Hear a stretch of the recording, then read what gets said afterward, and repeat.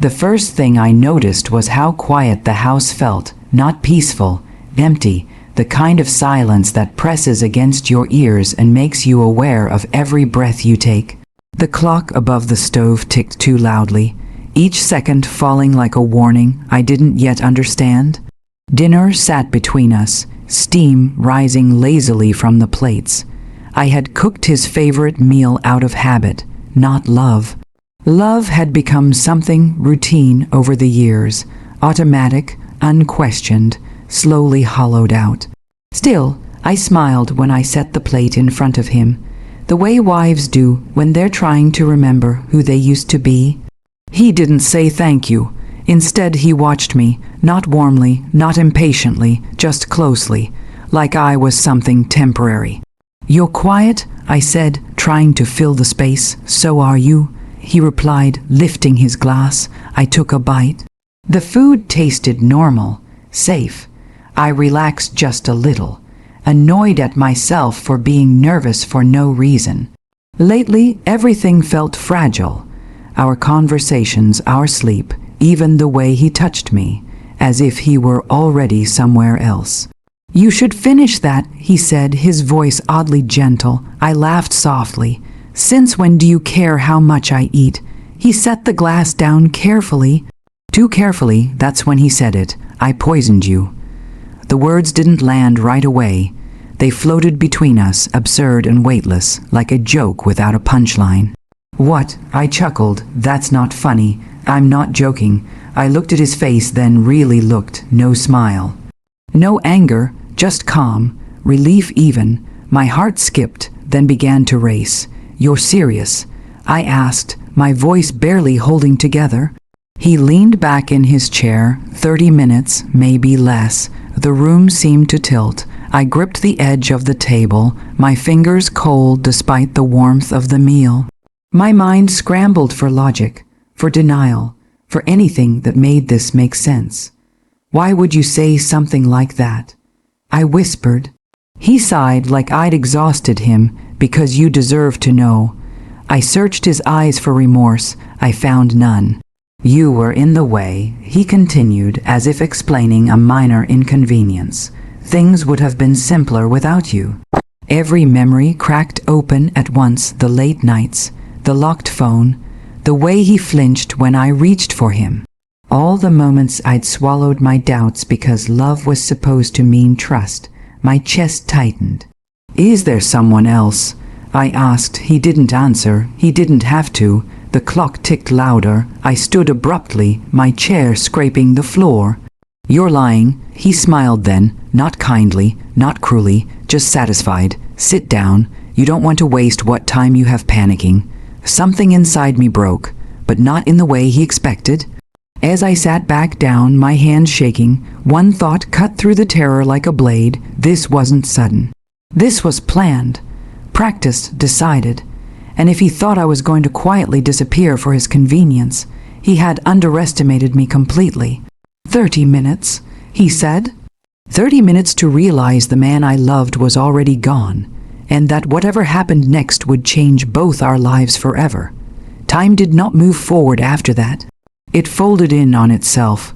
The clock kept ticking, but it no longer felt connected to me. Each second sounded heavier than the last, like it was counting against me. I stared at the numbers, trying to memorize them, wondering which one would be my last. My husband watched calmly, his fingers drumming against the table. He looked almost bored, as if the hardest part, deciding, was already behind him. "You're not screaming," he said after a moment. "I thought you would."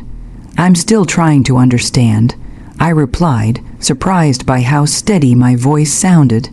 Inside, my thoughts were colliding violently, fear crashing into disbelief, love dissolving into something sharp and bitter. "There's nothing to understand," he said. "It's done."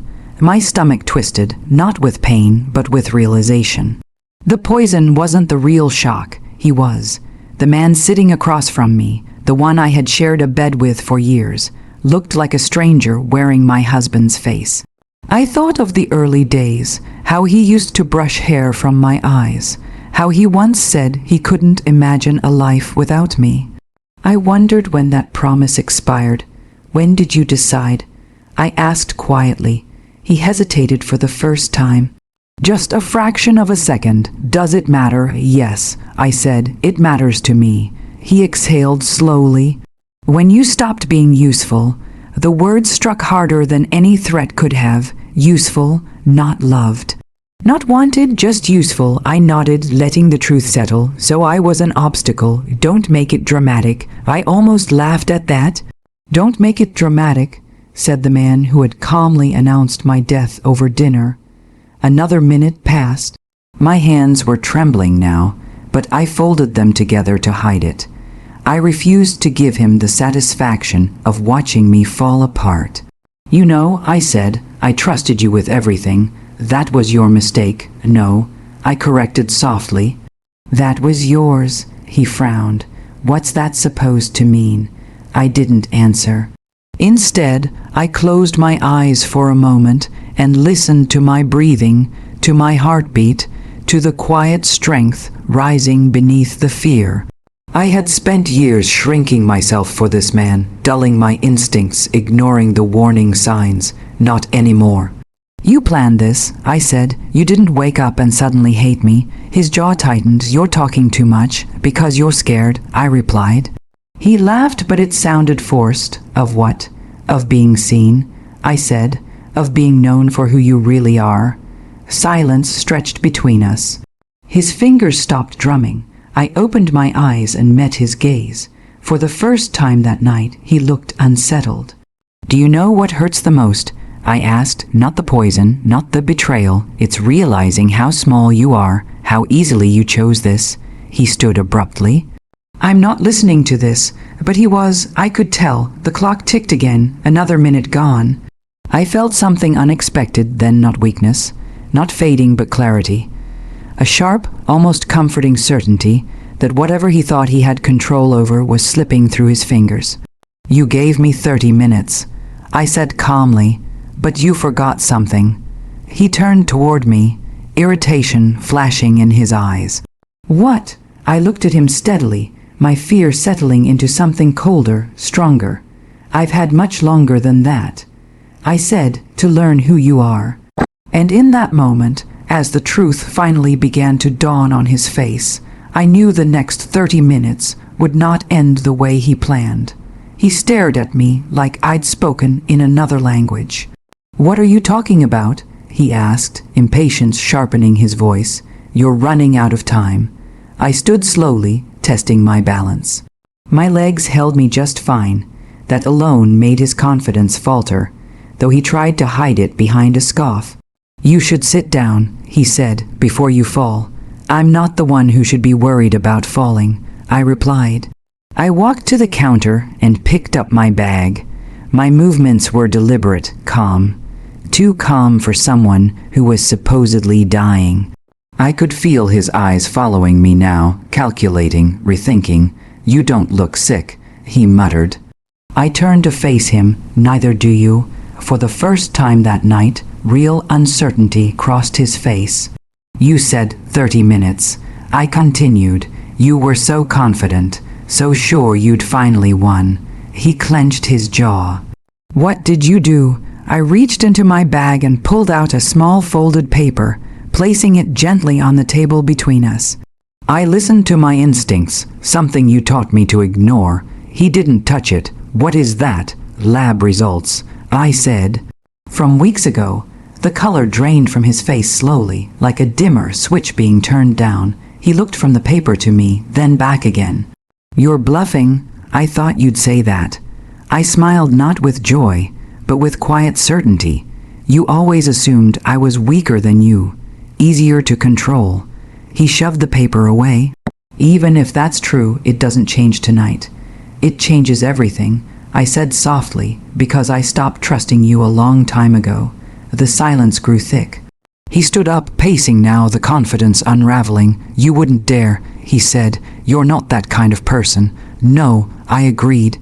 I'm not. That confused him. I'm the kind of person who survives. I went on, who pays attention, who prepares. I walked back to the table and picked up his glass, holding it between us.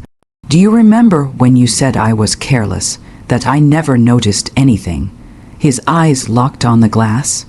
I noticed everything, I said, the changes, the secrecy, the way you stopped seeing me as human. His breathing was faster now. You're lying, am I? I asked. Then why are you scared? He opened his mouth, then closed it again. For once he had no words. I set the glass down gently. You thought tonight was the end of me. You thought I'd panic, beg, disappear quietly. I leaned closer. But you forgot something important. He swallowed. What? I loved you, I said, which means I learned you every habit, every tell. The clock ticked again. The sound made him flinch.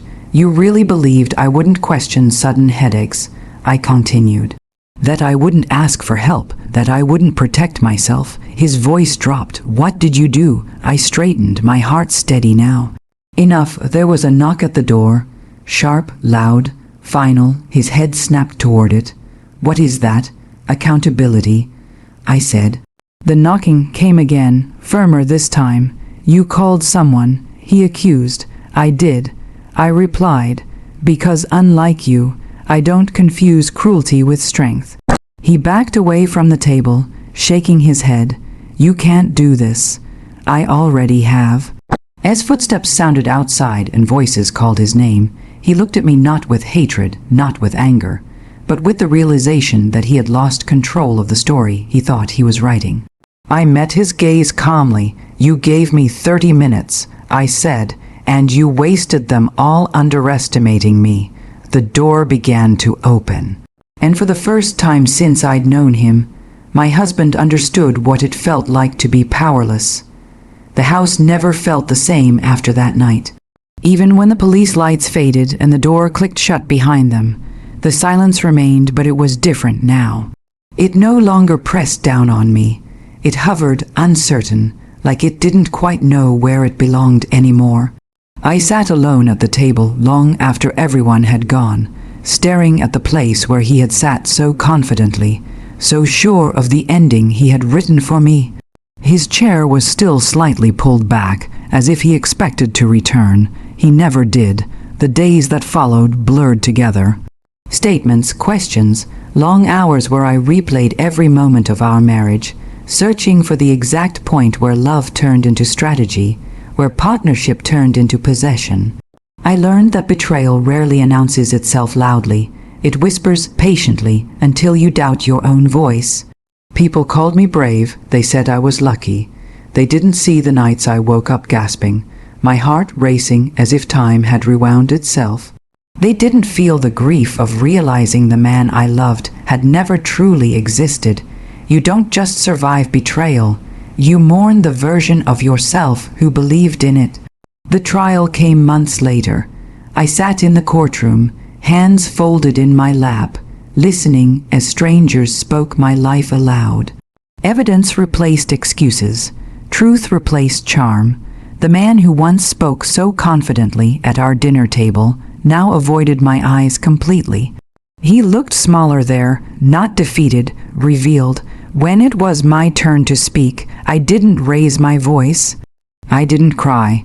I told the truth simply, plainly, the way it deserved to be told. I spoke about trust, about intuition, about what it means to realize the person meant to protect you chose to harm you instead. I didn't ask for revenge. I didn't need to. Consequences arrived quietly, dressed as justice. When it was over, I walked out of the courtroom alone.